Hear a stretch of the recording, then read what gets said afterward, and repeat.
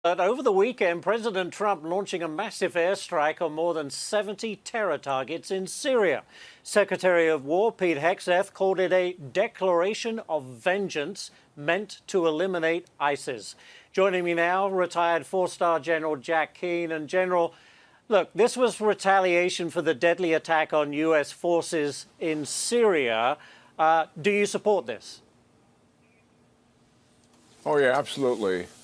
Yeah, it's a very comprehensive but nonetheless limited attack, on ISIS in Syria. I mean, clearly it doesn't reflect that this organization is somehow recovering and is a major threat to the United States. The caliphate was taken away from them in 2019 by the Trump administration that existed in Syria and also in Iraq. And we've kept a small, modest force there, along with the Syrian Kurds and the Syrian Arabs, to make certain that the organization did not grow and expand and become a threat again. And that operation has been successful. This is more a reflection of a single individual who was a part of the Syrian security forces, who was inspired by ISIS. They suspected him of his radical views and were about to remove him as a security force member when this attack took place. So it's more of a reflection of ISIS inspiring somebody than it is of this organization growing in size and becoming a threat to the United States. The retaliation attack is appropriate to send a clear message to them and to the members of this organization that they're in danger if they move towards hurting the United States again. All right, next one for you, General. The U.S. now pursuing a third so-called dark fleet oil tanker near Venezuela. An official telling Fox that it's trying to evade authorities by, quote, flying a false flag and under a judicial seizure order. Has there been any response from Maduro that you know of? Not that I'm aware of. I mean, this is all a pressure campaign, beginning with the demonstration of military force in the region, shutting down the narco-trafficking at sea, and beginning to take away the major revenue source that Maduro and Venezuela so depends on, the sale of oil. So here we are we're seizing ships that are coming out of Venezuela and stopping ships from going into Venezuela. And a lot of them, frankly, Ashley, are turning around and not going near Venezuela as a result of it. So that's already starting to have some effect. I applaud the administration here. They're demonstrating some patience and also some persistence here. This is about forcing Maduro to voluntarily resign and leave and take the exit that President Trump has offered him, or to have the people around him who lose confidence in the fact that why are we putting up with Maduro and have all this grief brought on us and pushing him out. That is a much better option than the other options that are available, certainly the use of force. But I do believe those options are on the table as well. Very good. Another one for you, General. White House envoy Steve Witkoff and Ukraine's President Zelensky says they held constructive talks in Florida this weekend. Do you think we're going to see any meaningful progress with Russia before the end of the year? Or going into the new year, I guess. I mean, where's the state of play on this? Well, again, President Trump here has been really persistent in attempting to achieve a peace. And I applaud his team for working so hard at this. They used the term constructive. I mean, that's diplomatic speak for progress, but things are yet to be resolved, and that's where we are. There's three pieces to this. The 20-point plan that was discussed in Geneva a few weeks ago. The issue there is territory, and are they willing to swap territory? The second issue, and this is critical to the first one, and that's security guarantees. And that's U.S. commanding a multinational force, an air, land, and sea component to that force to make certain that Putin does not reattack. And the third piece of it is economic. It's about the recovery and reconstruction of Ukraine itself. In all three of those, there's unresolved issues. So it's a work in progress. Whether we can get something done by the end of the holidays remains to be seen. Give them credit for sticking with this. Listen, my concern here has always been Russia. Ukraine wants peace. The United States wants peace. Russia has been voting for war. by their actions time and time again. That has been where they are. It remains to be seen if they have changed. Last one for you, General. Senator Lindsey Graham has a warning about Hamas. Listen to this. I'll get your comment. Hamas is not disarming, they're rearming. Hamas is not abandoning power, they're consolidating power.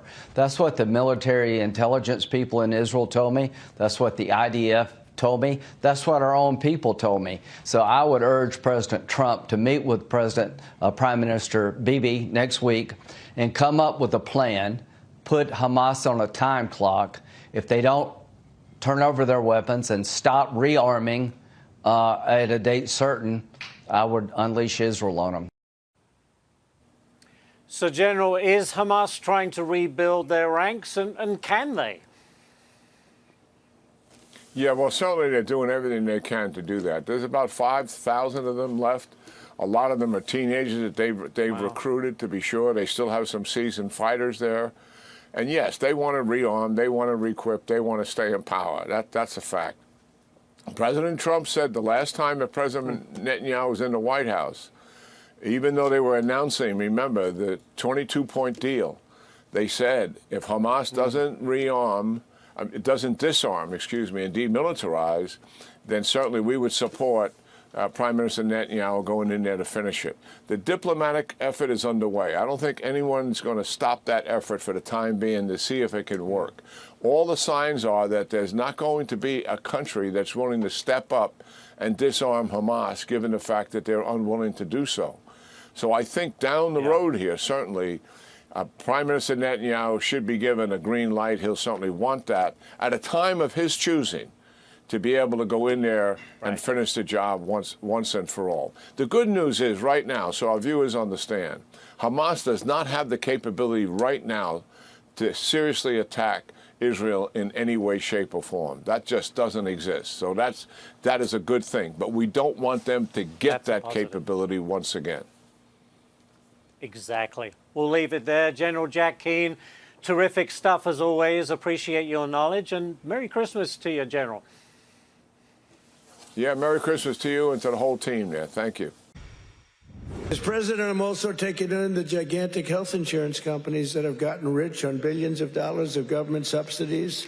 And I want the money to go directly to the people. I want the money to be paid directly to the people so that they can buy their own health insurance, which will give far better benefits at much lower cost. By the way, what I told you about buying the drugs at this massive dollar discount, it's like from where it is, that's going to have a huge impact on the cost of health care.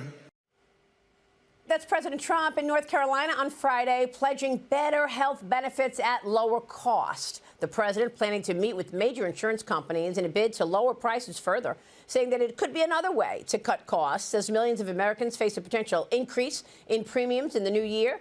Congress, of course, adjourned last week without extending the Affordable Care Act subsidies. They are set to expire next week. Joining me now is Maryland Congressman Andy Harris. He is the chairman of the House Freedom Caucus. Congressman, good to see you. Thank you so much for being here. So are you expecting blowback in the new year when you all come back January 5th by the Democrats who wanted those Obamacare subsidies extended to the extent that they might stage another government shutdown when funding runs out at the end of January?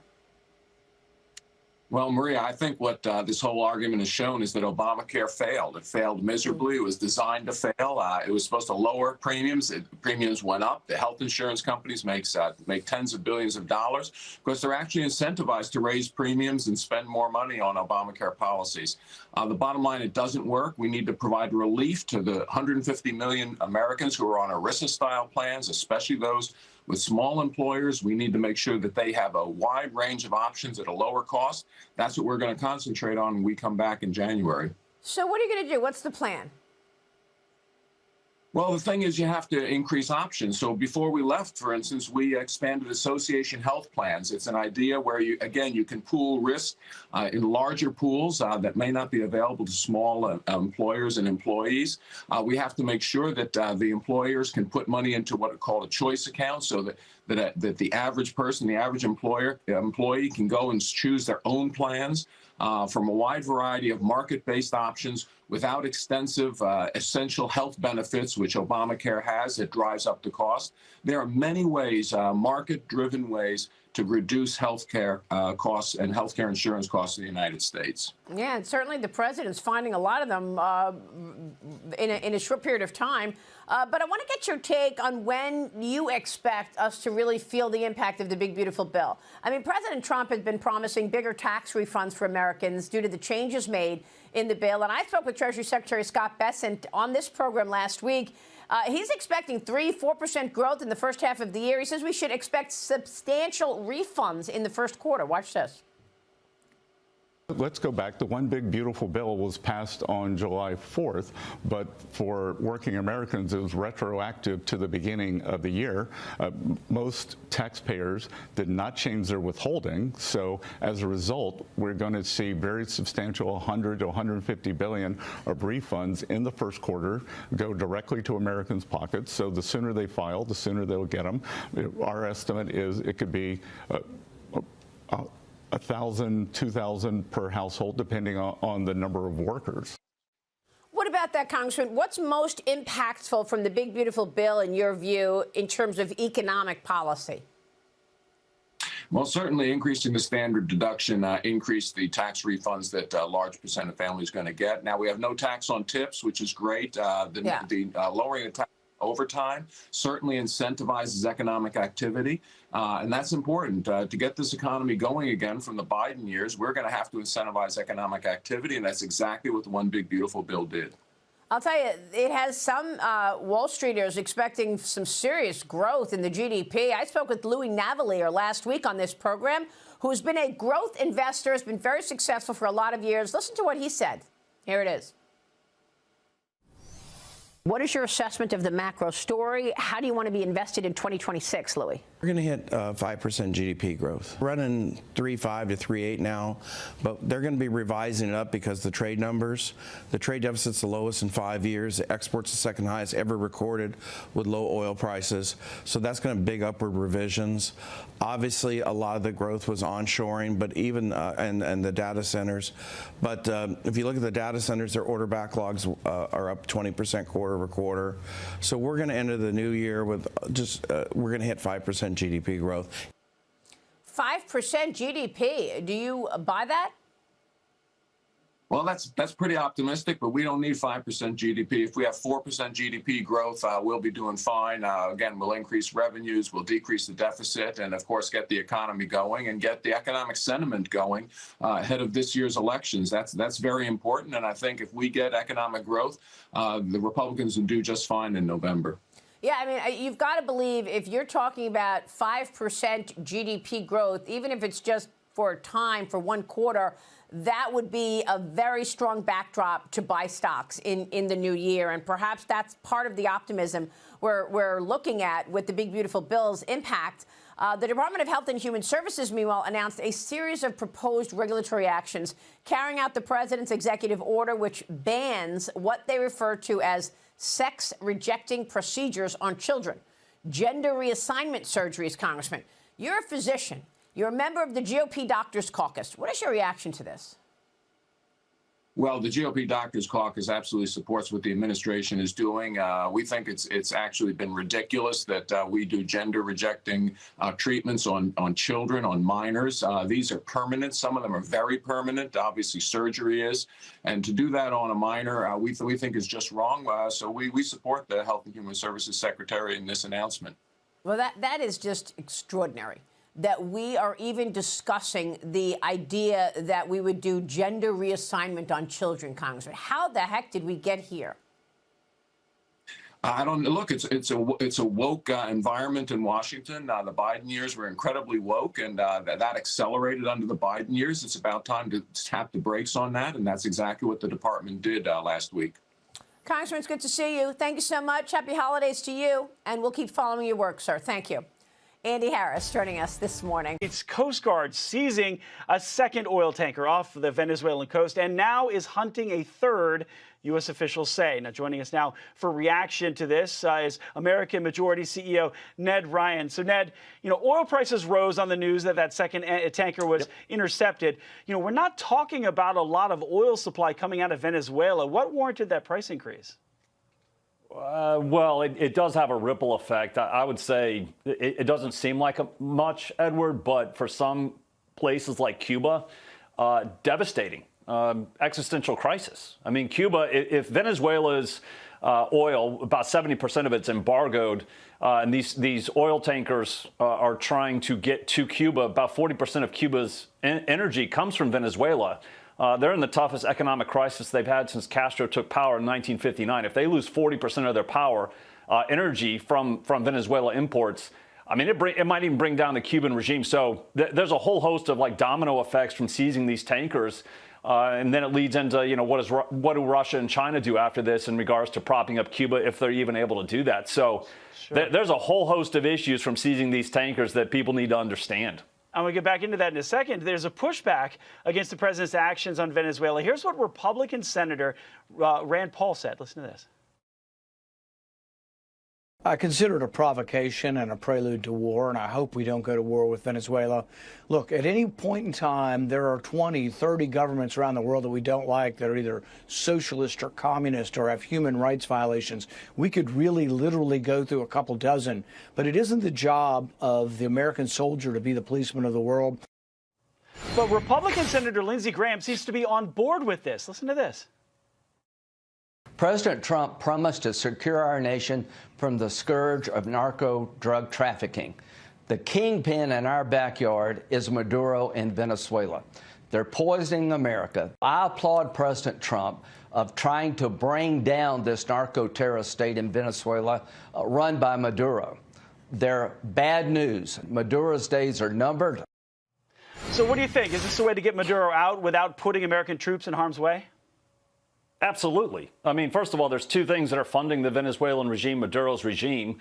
It's obviously exporting oil and obviously the narcotics. So if we start to squeeze him on both fronts, I think his days are numbered in Venezuela. So I find it kind of an ignorant statement by Rand Paul. I actually applaud, and I consider myself firmly in the America First approach to foreign policy. I applaud the Trump administration for what they're doing with Venezuela. It is a resurrection of the Monroe Doctrine, in which we are to control the Western Hemisphere, not allow Russia or China or anybody else to have undue influence in our hemisphere. So I think this is the right approach. Yeah, Ned, I appreciate it. I'm going to have to cut this a little bit short. The president is speaking. There are going to be substantial refunds to working American households in the first quarter. We're going to see very substantial 100 to 150 billion of refunds in the first quarter go directly to Americans' pockets. What we're seeing is that the people who have no tax on tips, no tax on overtime, no tax on Social Security, all of those folks didn't have their forms changed this year because the IRS didn't have time to do it because we passed the bill in July. And so they're going to get huge tax refunds in the first and second half of the year. Under these cuts, many families will be saving between $11,000 and $20,000 a year, and next spring is projected to be the largest tax refund season of all time.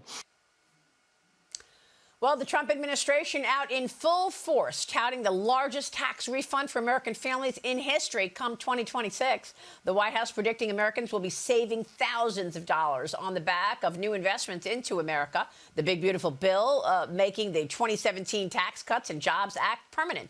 Joining me now is the first CEO of the Internal Revenue Service and the Commissioner of the Social Security Administration, Frank Bisignano. Frank, great to see you again. Merry Christmas. Merry Christmas. So what about this refund? The president says it's going to be the best refund season ever. What should we expect? Well, we should expect exactly what the president said, as always happens. And, the great leadership of the Treasury Secretary has positioned us to be able to deliver in a whole bunch of ways for America. You're going to look at probably 94% plus of middle-class Americans getting a boost. You'll look at tax rates coming down and getting the benefit going forward. You see all our Social Security recipients getting up to a $6,000 benefit, as he committed to the benefits of Social Security not being taxed. It'll be the biggest refunds that we've ever seen. And it's all, because of the president's leadership and the Treasury secretaries under one beautiful bill, which is unparalleled. Obviously, we also have the Trump accounts, which we were fortunate to unveil and continue to communicate, and that'll be ready for July 4th. And you see great Americans like Michael Dell contributing to it. So we're just blessed and fortunate to have the president's leadership and the Treasury secretaries and have the ability to execute on it. Absolutely, Frank. And I'm glad you mentioned the Trump accounts, because the IRS adding a new form allowing legal guardians to sign up for new Trump accounts for eligible U.S. citizens. The Trump accounts feature a $1,000 investment into stocks and ETFs for American citizens born between 2025 and 2028. I love this idea, Frank. The money remaining tax-free until withdrawal at age 18, with contributions allowed from employers and parents. Frank, this is so important because it teaches kids how to save and invest from a very young age.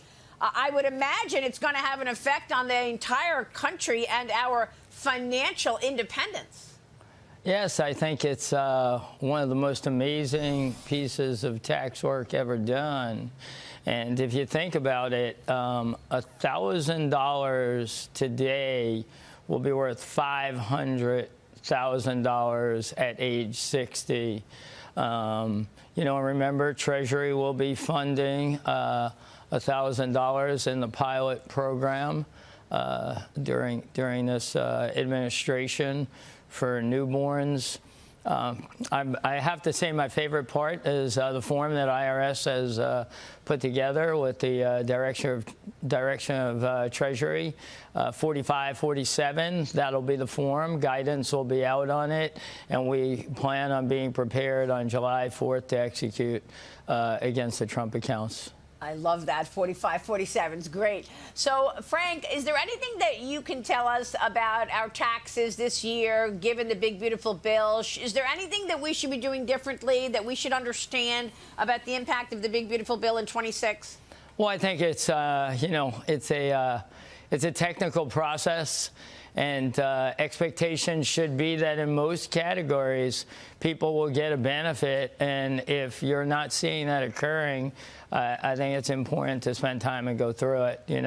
With the middle class, like I said, 90+% getting a tax benefit. It'll also affect your deductions in the following year in 26. And I think it's important to take a look at that also. Frank, the New York Post is reporting that IRS criminal investigators played a pivotal, important role in tracking down the Brown University shooter. Wow. Congratulations to your team. They ultimately led the FBI and other law enforcement agencies right to the shooter.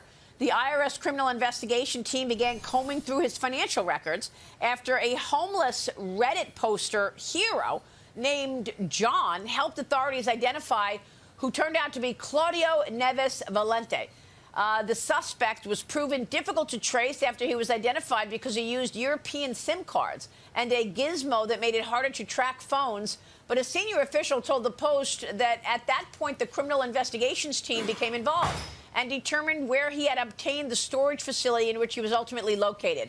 Once the location was identified, they issued an alert to the FBI with the information on where he could be found. Frank, what can you tell us about your incredible team that helped find this shooter? Yesterday I had the opportunity to congratulate the approximately dozen people who some volunteered on the ground as soon as it occurred to go there and engage while the shooter was there. And those are signs of all the great Americans we have working within the federal government. I also would say under Treasury Secretary Bessent, he had made it very clear that we will always deploy against missions using all the skills we have in the criminal investigation unit and the compliance unit. And people deployed, people engaged and worked. You know, in this government, we work across the government very, very well because of the leadership of President Trump and encouraging teamwork, and we were able to play our part as helping the investigation and actually finding the location. That is incredible. I love to see a whole of government where each area can actually pitch in, but we weren't expecting the IRS to do this great work, and your team did it. Thank you to your team for that. Commissioner, the Office of the Inspector General just completed an audit of the Social Security Administration, finding improvements under your leadership. Your staff served 68 million callers. That is an increase of 65% from last year. Frank, congratulations. We knew your resume going into this would be so perfect to actually clean things up. What are your priorities going into the new year, Frank? Well, I think, first of all, as you can see here, I have the Inspector General's report, and, you know, it's right here. And I just read the first paragraph.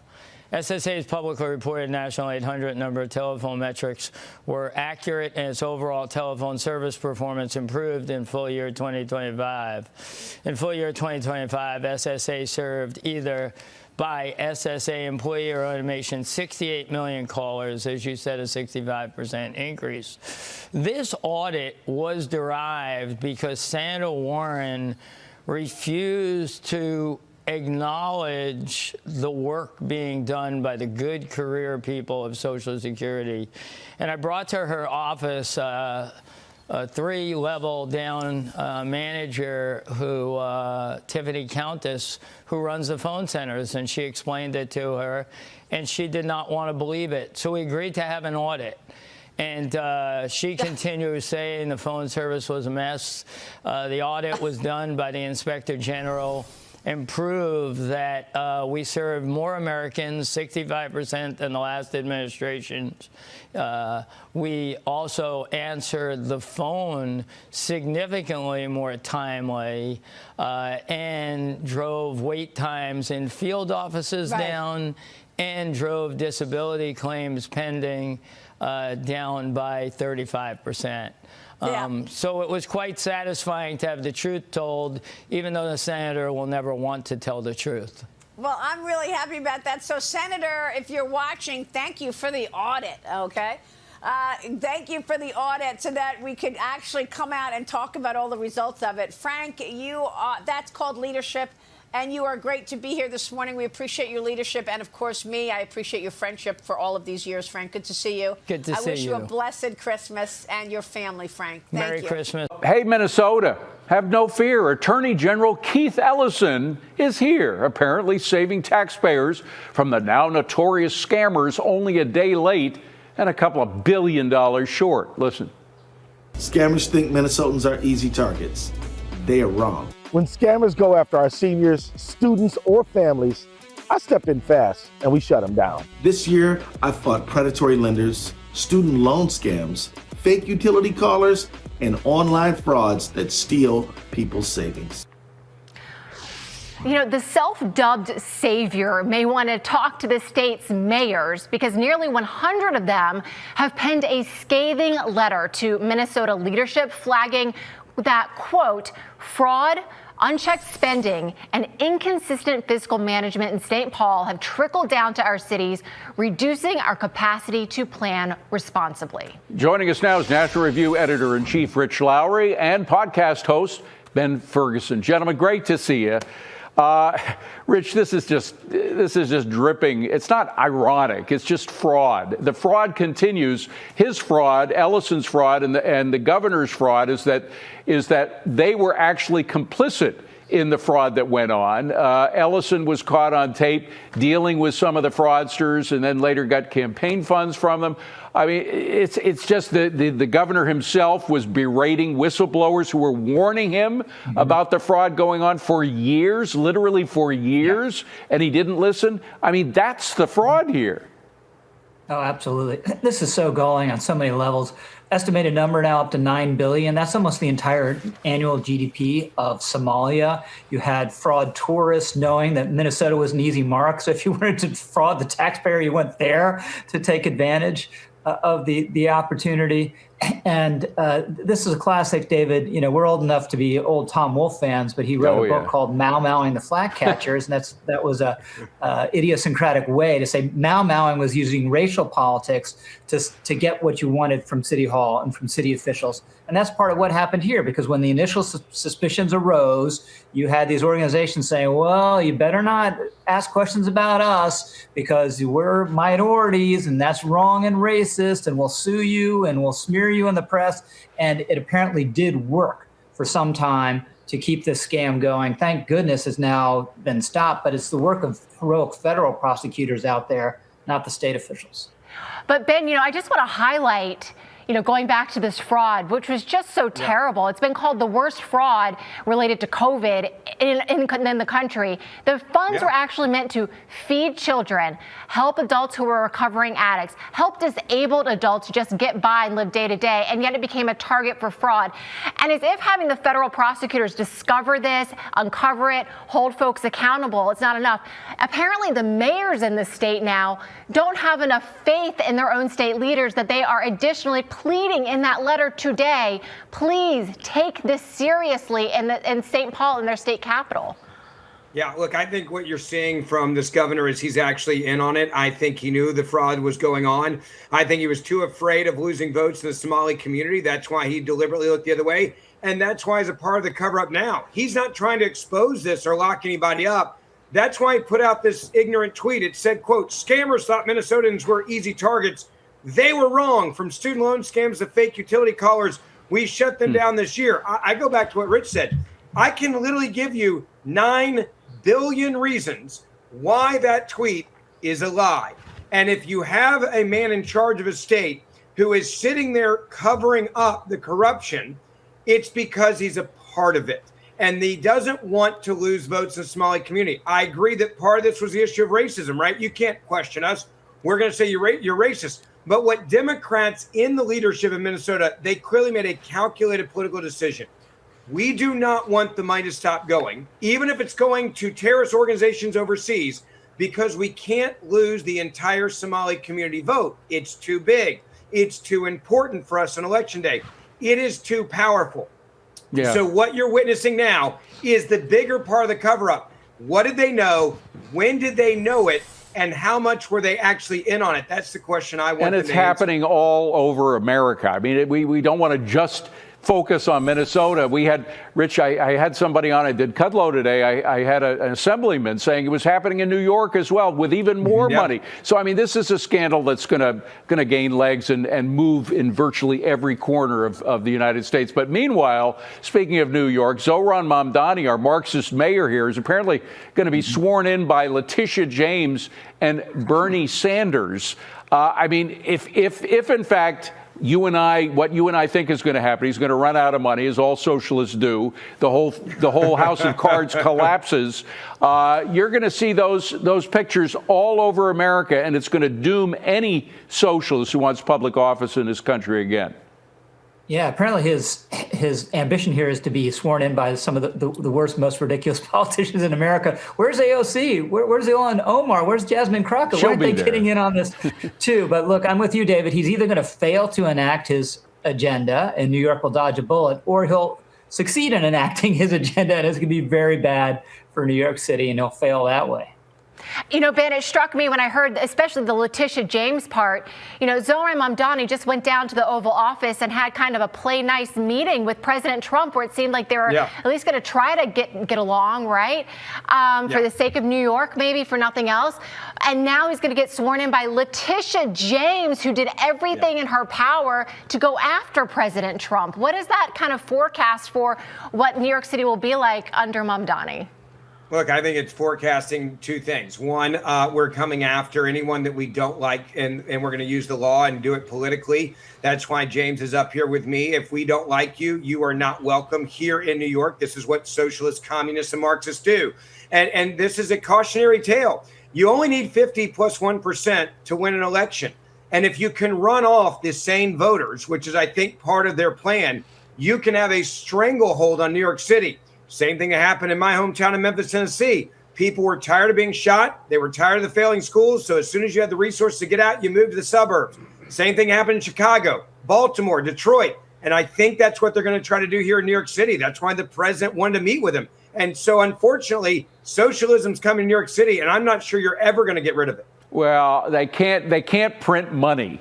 And when the garbage strikes begin, I've been here before when that happens, that it doesn't last that long before there's a change in government. Remember, even liberals voted for Mayor Giuliani when they saw the way his policies actually work compared to the predecessors. So I think things will change. It's just going to be a bad period I hope we're going to you're go right. through. Rich Lowry, Ben Ferguson, good to see you both. Thank you. Merry Christmas. Merry Christmas, guys. But first, the hot topic of the hour. New figures detail the results of the Trump administration's crackdown on illegal migration and the removal of criminals from the country. The U.S. Citizenship and Immigration Services telling Fox News Digital, since President Trump's second inauguration, they've referred more than 14,000 immigration cases to ICE for national security and fraud concerns. 182 of those numbers confirmed or suspected national security risks. The agency also issuing a record-breaking 196,000 notices to appear to put migrants into removal proceedings. I spoke with White House border czar Tom Homan about the current state of affairs at the border. He joined me on Sunday Morning Futures.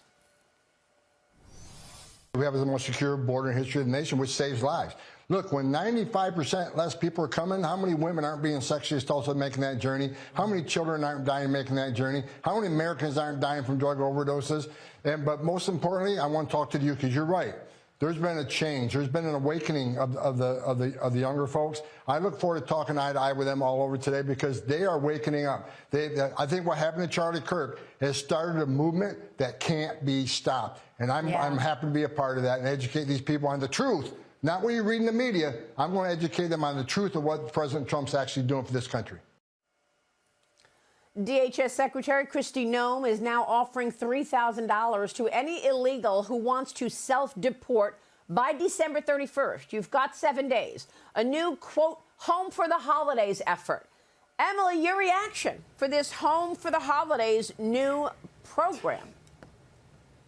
I mean, it certainly sounds cheaper than the millions of taxpayer dollars funding illegal aliens to live there, their housing, their Medicare. As a higher education reporter, I can tell you that universities across the country are using taxpayer dollars to fund scholarships, resources, and even free legal services for illegal aliens here in this country and their family members. I reported this year that the California State University system has used over $42 million in taxpayer funds to provide free deportation defense to illegal aliens and their family members. So yes, this $3,000 sounds a little bit cheaper than that.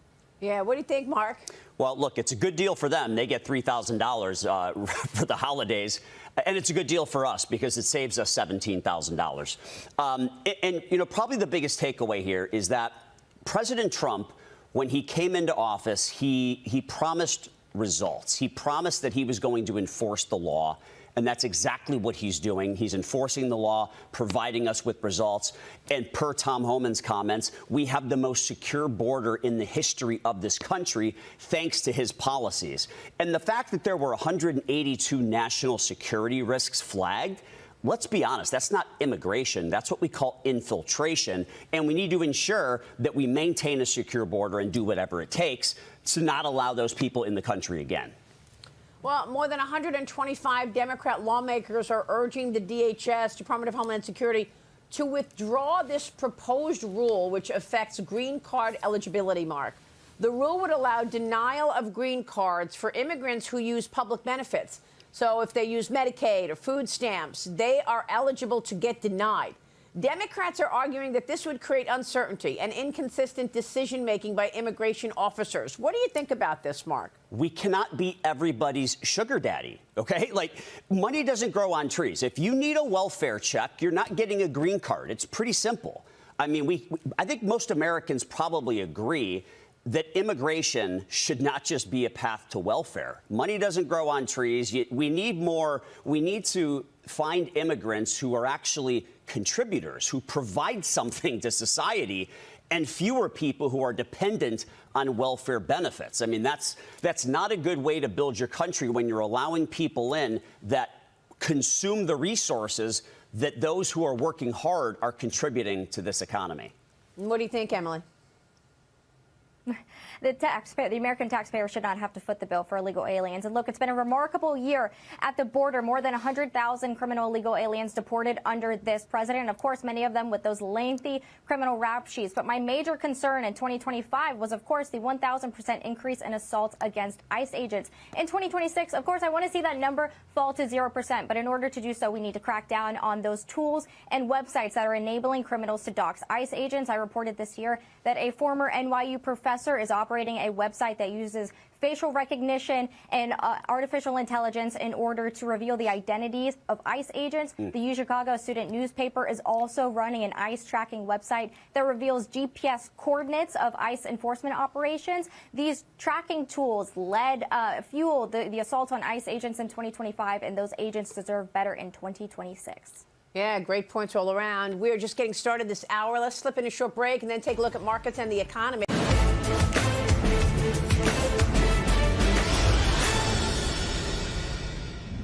A much-needed Christmas gift for all Americans. The White House promising major economic growth in the new year and more money directly into people's pockets. Who wouldn't want that? Welcome to the Big Money Show. I'm Jackie DeAngelis, along with my co-hosts Lydia Hu, Taylor Riggs, Lou Bassanese, and with us for the hour, Fox News contributor David Webb. So we're looking at gas prices dropping to 4-year lows as millions of people are hitting the roads for the holidays. This is also coming as the U.S. economy rises at the strongest pace in 2 years. The S&P 500 hit an intraday record high. And the only people not happy about it are the Grinches that are rooting against the president and this great nation. The naysayers and so-called experts who continue to just be wrong pretty much everything. Kevin Hassett is calling them out and predicting a huge year ahead. I mean, there are naysayers, but there are also people who are serious economists who say the right thing. Jason Furman, the former CEA chair for President Obama, said this something approximately like this is either a really, really great number or a great number. And so I think that the people who are called the numbers correctly are saying the right thing. But the question for Americans is, like, how do you think about what's going on next? What about next year? And the bottom line is we've got everything lined up to have a great year, a golden age for America. And I don't know why, David, that is so hard for some people on the left to accept. We're setting up for a good year. That's a good thing for everybody. For those who are rooting against the American economy, they're doing it because they're rooting against this president. And they're rooting against his ideology and his policies as well. I've heard everything from you can't trust the GDP number to the CPI number with the shutdown and everything that we've been experiencing. It's all fake news. But the reality is that the growth is there. Inflation is low. If the job market stays weak, you've got a Fed that's going to be positioned well to cut rates. That will stimulate growth as well. So it seems like we're in a good position, especially if people get those IRS refunds that they're expecting from all of the stuff in the big, beautiful law. I mean, what could go wrong here? Look, they're not just rooting against the president. They're really rooting against the American people, who are going to be the beneficiaries of successful policies, of successful wage growth, of a GDP year over year that is now 4.3 in the third quarter. Remember, that was going to be the end of it, predicted for, I guess, the 10th time in the last few months. The fact is they're rooting against the American people who need the success. The very people that some in the Democrat Party claim to care about need those tax policies, which will kick in starting in January. Some play out through 2027. And when you break down the permanent provisions in the TCJA, now the one big beautiful bill, when you talk about the different tax levels from 10 all the way to 36 instead of 39.5%, those percentage points matter. Just like the basis points that the Fed fails to do when they don't cut enough, that matters. And the wage growth, the fact that there are more American-born employees, more people entering the workforce, less foreign workers, that's a problem. We still have a way to go on it. When you look at reduction in federal workers, which is a cost to the taxpayer, and a right sizing of some of these agencies. A lot of them are bloated. And the rise in employment in longer term jobs or construction, types of jobs that last for a long time, that actually means that the community is in play, whether it's a restaurant, a business, a supplier, whether it's wood, aggregate, electrical, trades, carpenter. You start looking at this, you start seeing a real build in the economy, and one that doesn't last and you end the job in a year. There will be some that obviously terminate, but that means that the building is continuing. Yeah, and what I find particularly interesting is in the olden days, Taylor, when before the left went, hard left and progressive, and you had more moderate Democrats, nobody rooted against the country. Good numbers were good numbers. They were celebrated, whether you were on the right, the left, no matter who was the president. We wanted to see prosperity. We wanted to see growth. We wanted to see this nation be number one. So what's changed in people's psychology that they have to come out and attack on the left? I think that's a broader polarization of this country question, Jackie, and I don't think I'm smart enough to answer that. I'm totally with you. Capitalism is the best way for everyone to get richer together.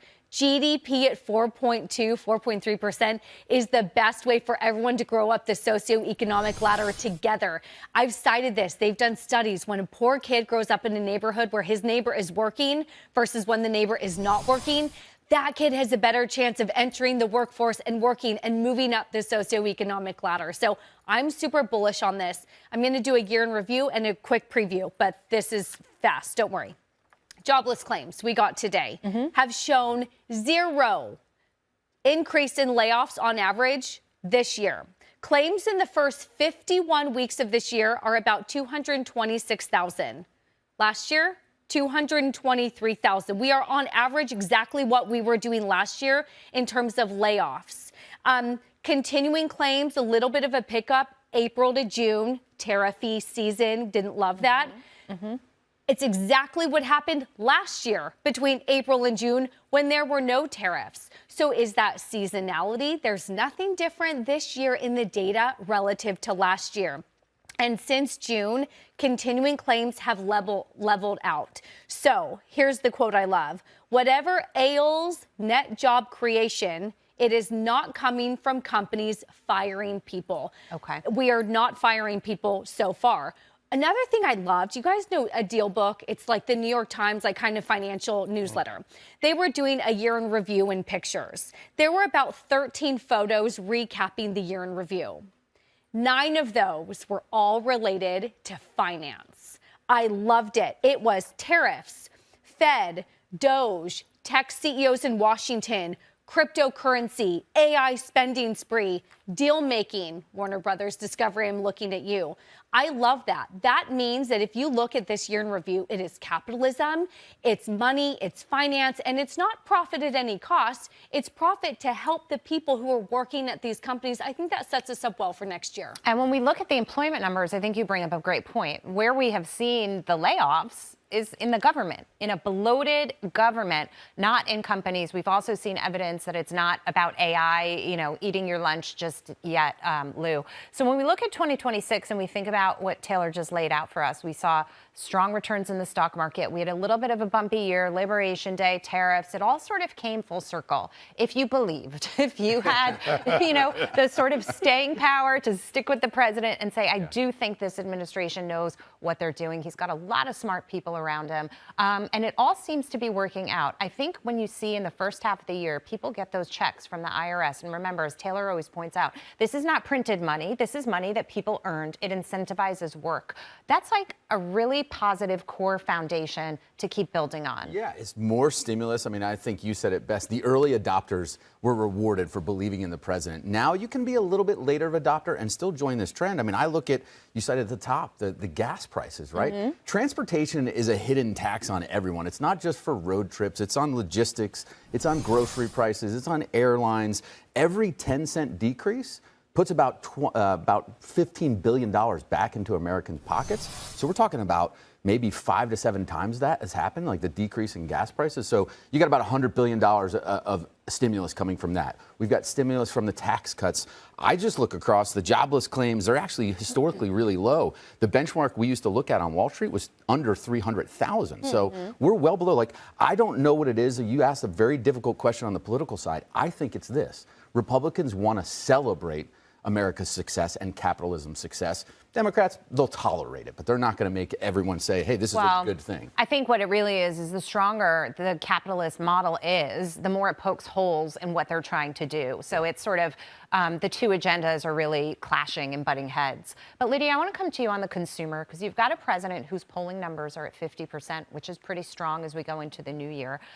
Consumer confidence, we keep talking about it. The consumer doesn't feel great, but you know what? The consumer was out spending. The consumer is hitting the road to see family and friends this holiday season. The consumer is holding on. I think that, you know, we look at 4 years that were really difficult, a year that was a little bumpy, but provided us with some hope. And now that hope is about to kick in. Yeah, the consumer is a little bit nervous, and we learned that a little bit about that yesterday, but there's a lot of reason to be really optimistic about going forward. That's assuming that the consumer is not listening to folks on the left like Senator Elizabeth Warren. And I think that's where some of this trepidation is coming from. You know, Senator Elizabeth Warren yesterday was tweeting about how the consumer is spending less this retail holiday season. And we know from the data that's now pouring in that we're going to talk throughout this show about, that's just not true. The consumer is spending. It's a smart consumer that's looking for a deal, but it is one that is looking to spend a buck to have a great holiday season. And I think the other thing, too, the other point I wanted to make is that when you kind of get down into the details and you look at the inflation picture, which is improving across the country, but there are some states, according to our Fox Business report, that are doing better than others, markedly better than others. And which states are they? They're the red states. They're the states that are Republican-led. They're the states that are not being led by Senator Elizabeth Warren and the like. And that is also reflected by the gas prices. And I say that all of that to say, yes, we do have national politics at play that are really important in shaping the economy and leading the future.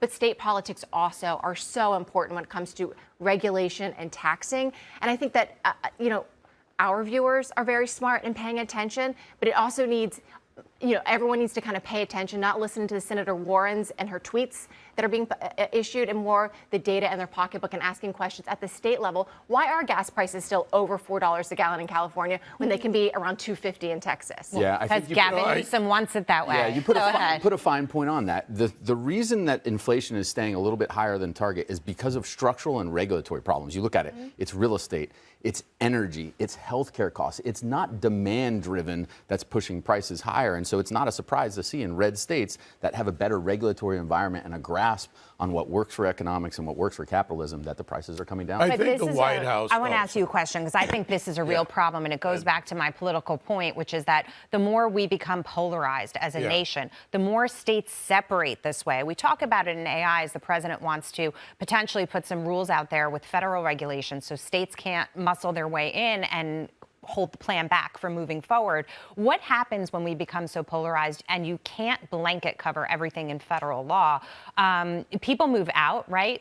Ideologically, people move where they're treated better and their money is treated better. But that also creates problems to me that are bigger than sort of what we are dealing with right now. I think look, that's the constant struggle between federalism and the federal government. And it goes along with what you were saying. So as usual, you're ahead of me anyway with your question, because they tie together. One, the White House can do a better job and a more effective job if they push on inflation reduced to regions and states. There is a difference there, red states, blue states, regions, types of economies. That goes to your point.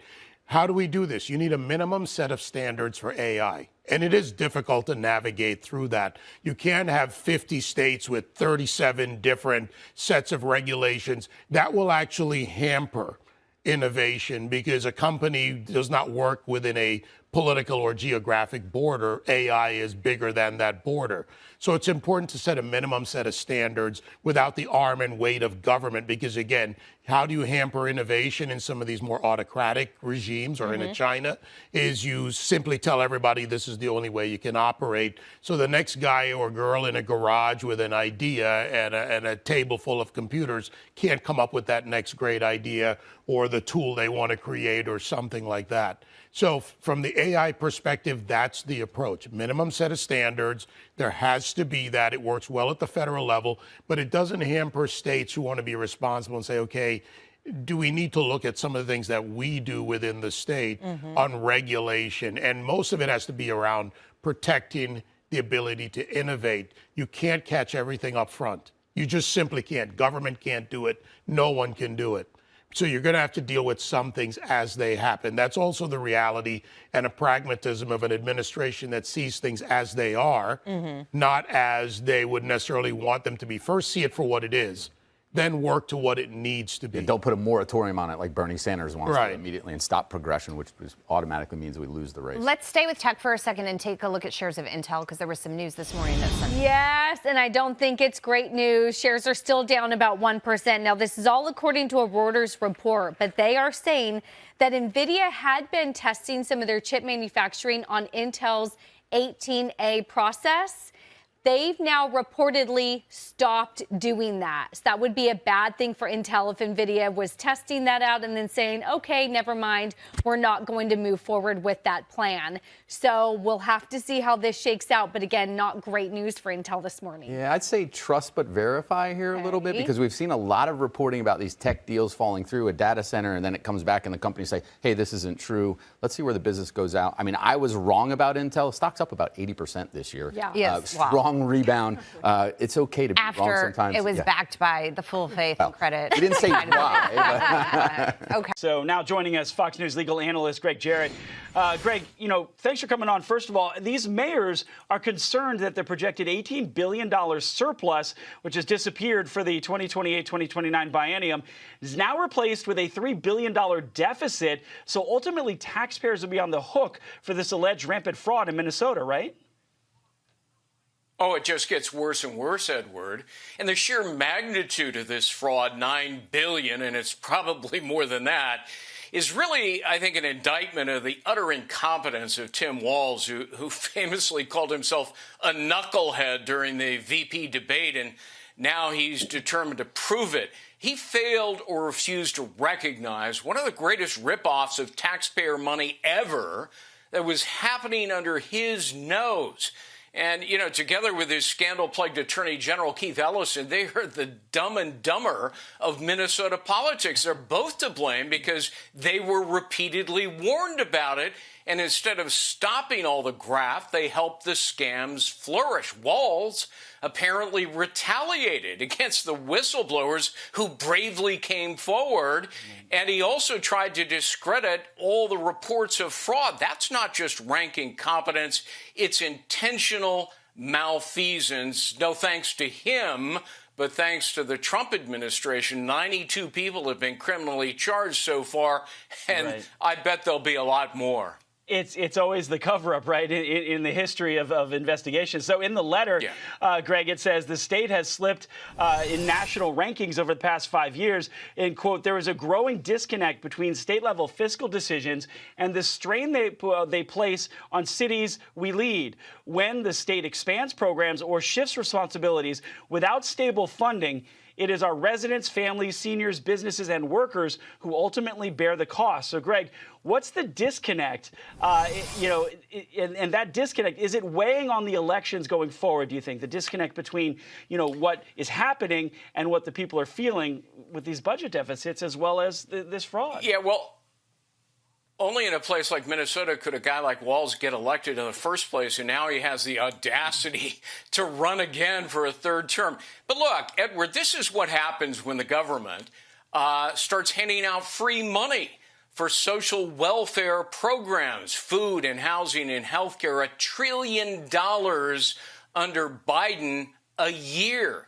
And they were relying on systemically corrupt states like Minnesota and its bungling governor to oversee those programs. The result, of course, is a predictable morass of swindles and theft. And what's so insidious about it is all the con artists knew they could get away with it because, as your report pointed out, hapless Democrats and the liberal media thought that prosecuting Somalis, that's racist. God forbid putting criminals behind bars might lose precious votes. So the fleecing of funds only escalated with impunity as they gave the fraudsters a get-out-of-jail-free card.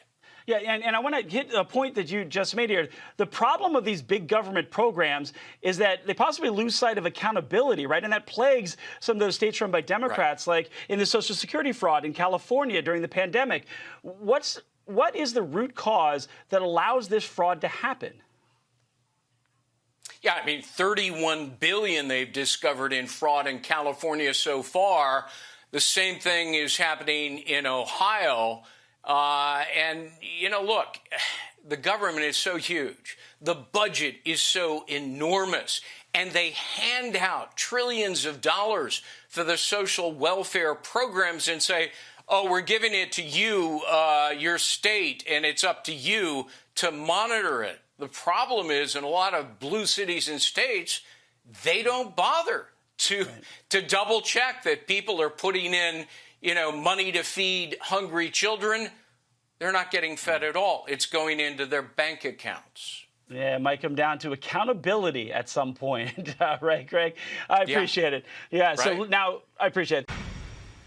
The White House is accusing China of unfair trade practices regarding semiconductor chips. A filing from the U.S. Trade Representative says this, quote, for decades, China has targeted the semiconductor industry for dominance and has employed increasingly aggressive and sweeping non-market policies and practices in pursuing dominance of the sector. China's pursuit of its dominance goals has severely disadvantaged U.S. companies, workers, and the U.S. economy. But Trump administration is delaying new tariffs on Chinese chips until June of 2027.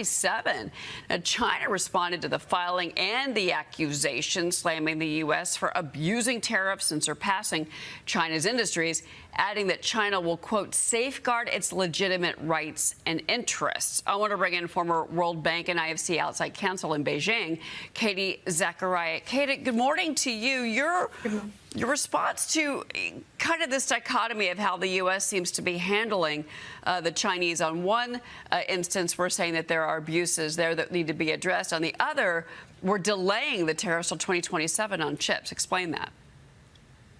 Well, it looks like President Trump is trying to very effectively steady the market, steady negotiations with Beijing, allowing companies to onshore and recalibrate the semiconductor industry. And so what he's doing with Xi Jinping is there is this threat in June of 27 of an increased tariff, but there's also this period of time for negotiations and this recalibration. This is on top of President Trump negotiating a very incredible deal with Micron for $200 billion for research and development for our own semiconductor industries in Virginia, Idaho, and New York. And so it looks like this kind of defensive and offensive tactic where Beijing has dominated the market for so long and has enjoyed that, yet it has come at the huge cost of American companies. So President Trump will leverage this and hopefully land a great deal between he and Xi Jinping on the semiconductors. We have another issue with China, which I'm going to ask you about, and I'm curious your thoughts as to what this means for the upcoming summit between Xi Jinping and President Trump. So the Pentagon is sounding the alarm in its annual report to Congress on security developments in China. The Department of War wrote this: China's top military strategy focuses squarely on overcoming the U.S. through a whole-of-nation mobilization effort that Beijing terms national total war. China's historic military buildup has made the U.S. homeland increasingly vulnerable. China maintains a large and growing arsenal of nuclear, maritime, conventional, long-range strike, cyber, and space capabilities that are able to directly threaten Americans' security. I wanted to get your take on this because There's a really interesting deep dive of this in the Journal this morning. Can Trump's Navy match China's? And maybe we're talking about the issue with Taiwan, and that's one issue. And I know that the Department of War has also warned that it looks like a strike on Taiwan could be happening. It could be this year, maybe 2027. But you do see the president really moving to at least bring the ships, the U.S. naval ships, into the new age, into the new century, possibly because of the China threat. What do you make of that? I completely agree. It was no accident that President Trump released the Golden Fleet, the Trump Fleet, ahead of this Pentagon report, especially highlighting the naval capabilities of China. China not only has this growing arsenal of maritime, but they're able to blend naval and civil. And China has the capability to manufacture, I think it's at 232 times greater than the United States, warships and civil ships. So President Trump is absolutely correct. In the United States needs to be able to get ahead and start competing with China, because China has not stopped for decades, while the United States has slowed its pace on building up our naval ships and really building up our military. China has doubled, tripled, exponentially increased its military capabilities. So the Pentagon report, especially after living in China for 3 years, was very concerning to me, and I'm so grateful we have President Trump getting ahead of a lot of this, and I hope and pray that it can be a bipartisan effort from the Democrats and Republicans to really get behind him and develop our military on this, Cheryl. Well, I think, again, that warning that I read to you earlier is kind of the key point here, that this threatens American security, in particular with the military buildup that the Chinese are doing. And all of this, of course, ahead of that summit with Xi Jinping that's coming up in the spring of 2026. Let's change gears. So there's been some developments in Ukraine, and I want to talk about this with you. This happening overnight. So President Zelensky noting a successful meeting with Steve Witkoff and Jared Kushner. He said in part, quote, "We discussed certain substantive details of the ongoing work. Real security, real recovery, real peace are all what we need. Ukraine, the United States, Europe, and every partner who helps us." Now, Politico has a deep dive on the updated deal and what this means for the Donbass region, and that basically the goal here is it would be a demilitarized, free economic zone. This is what Zelensky wants. Neither Ukraine nor Russian forces are present, and the United States does have a role. And this would also be a bigger piece of the security guarantees that Zelensky is asking for from the United States. What are your thoughts on this? Well, it looks like, President Trump and Witkoff are going to be able to find a deal for all of them. I'm not sure if Moscow is going to agree to those terms just on a preliminary view of this, but I do think that they will ultimately come to a deal that's going to, I think probably at the beginning of next year. They're working aggressively around the clock. If this is Zelensky's, idea that he's floating, I'm sure Russia will come back with a counter on this, and maybe they can find a happy medium on the solution, Cheryl. Well, the other question, too, is that there's this power plant that the Russians have really been targeting with their attacks. And again, this goes back to the energy story, especially when you've got new sanctions on Russia. You've got Western Europe moving away from Russian gas. Those energy exports are what's key to keeping the war machine of Vladimir Putin going. So if you have this nuclear power plant where maybe the U.S. runs it, it's hard to tell from the reading between the lines here. But this power plant, it's the Zaporizhzhia nuclear power plant. This is also a way where I think Zelensky is proposing you have Russia, you have Ukraine, you have the United States kind of working in tandem to secure this nuclear power plant. And maybe you can also bring in another actor that is able to kind of be a neutral party. I don't know if you bring in Turkey or you bring in another country that can. It's not just the United States, Ukraine, and Russia, but another group that can, another world leader, another country that will be able to help stabilize the region. But it's also important, and President Trump has emphasized consistently, that Europe has to engage in these in the solution for Ukraine and Russia, that it cannot just be a United States solution, a United States managed, maybe even nuclear power plant, but that there's multilateral agreement among all nations regarding this. What is on your radar for 2026? Of all of the international headlines that we've all been following, what is number one to you? What's the one thing you're going to be watching next year? Man, I'm looking at what is this defense report with China, and again, I'm very prone to looking at China as a dominant national force. If President Trump can get, you look at headlines across with the New York Times and all of the media, and you look at them kind of this not really coming out and supporting President Trump in his initiatives and his drive to really become remain a world dominant leader and continue putting pressure on China. I look at China as one of the key players, as the actors that we need to continue pushing back against. While President Trump has maintained a very open relationship with Xi Jinping, and he's clearly indicated that he's willing to work with them, they are also still hostile and adversarial to us, and their interests want world domination. So you look at the Panama Canal, you look at the chips, you look at situations like China going through Brazil all the way through Peru, and maybe even circumventing the Panama Canal negotiations altogether by creating their own train across South America. And President Trump is continuing to do these, offensive, defensive tactics with China, but they still remain, in my mind, while he's solving Ukraine, Russia, while he solved 8 other conflicts in 8 months, we have to continue kind of at this readiness against China, Cheryl, because I do think that they are moving and advancing very quickly. And if we don't start competing with them, I think we're going to be in a pretty difficult situation when President Trump's term is up in 28. Right. No, and I think it's where we started the interview, and it's where we're going to end it. Katie Zachariah, it's always great to see you. Thank you so much for being with us. Thank you so much. All right. We're going to be right back, everybody. And we're back with a Fox Business Alert. President Trump announcing strikes against ISIS in Nigeria following the killing of Christians there. Victoria Coates joins us now. Victoria, good to see you. Is this a one-off, do you think, or could we see more strikes?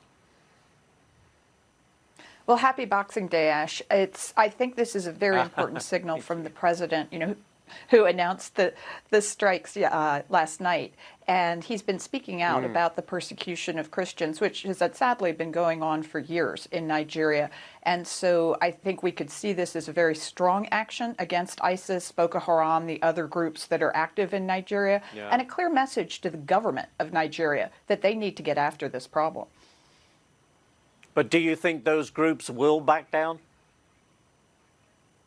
Well, I think they will. I mean, these are Tomahawks launched off of a Navy destroyer in the Atlantic.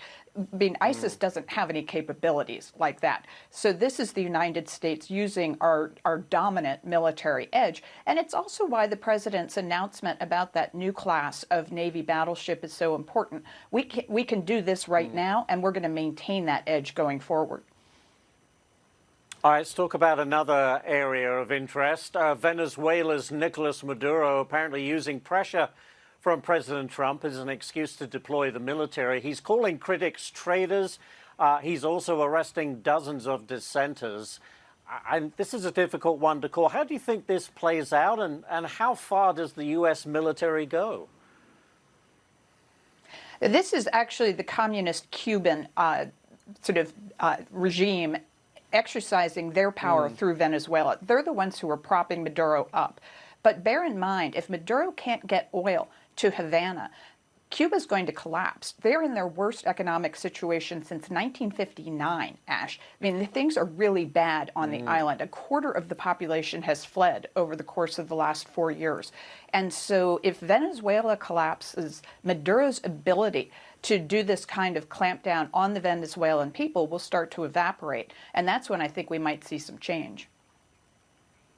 Yeah, interesting to follow. How about this one, Victoria? Ukrainian President Zelensky apparently will meet with Trump at Mar-a-Lago on Sunday. Are you seeing any progress in ending this war with Russia? Well, the president has certainly invested a lot of time and personal credibility into the Ukraine file. I think Secretary Rubio said last week he's had more meetings on Ukraine than any other problem set. So he is doing his best to end this horrible war. I think you're starting to see some movement on Zelensky's part. The hardest issue is always going to be that eastern border between Ukraine and Russia.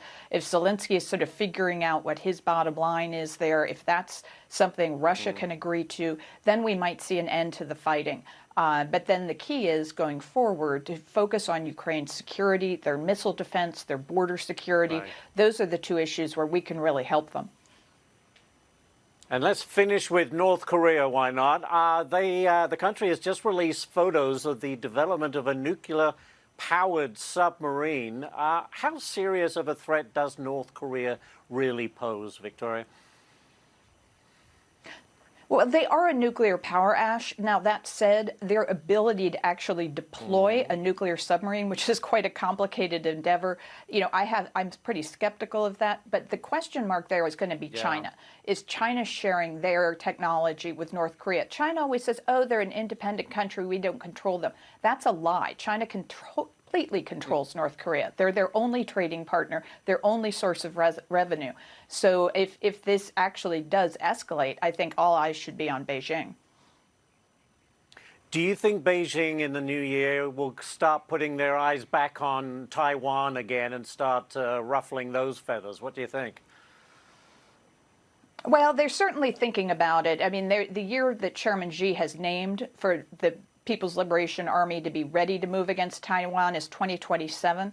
So maybe not in 2026, but they're certainly going to be watching it closely. It's actually a very complicated military exercise. So I think the fact that Taiwan is significantly ramping up their military expenditure, as is Japan, is a way that we can really deter China from that kind of adventurism.